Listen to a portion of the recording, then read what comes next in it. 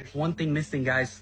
All this aid that they were supposed to bring into Gaza, which explains one thing to me, I'm sure it explains to you, that when we and multiple other countries offered them to take this aid and bring it to the Gazans, we could facilitate its safe arrival, they flat out rejected it. And now we know why, because it was never about bringing aid to Gazans, but it was all about the headlines and the social media followings.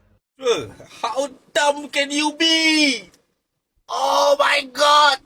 So dumb! Satu dunia dah tengok apa benda yang diorang bawa. Dan setiap hari diorang buat live cerita pasal barang-barang ni. Dan banyak gila dah footage-footage yang pasal barang-barang dalam kapal ni.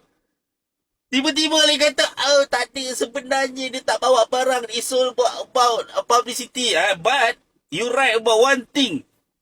Idiot. Memang untuk publicity. And of course, it's all about publicity.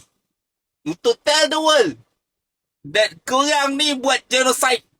Korang ni membunuh ramai orang. Korang ni adalah tentera-tentera pilihan Lucifer. Bukan pilihan Tuhan. Ya. Dia apa dia cakap tu kan? Ada satu yang betul. Disebabkan oleh publicity. Yes, it's all about publicity. To tell the world that you are idiot. The son of Lucifer. So dumb.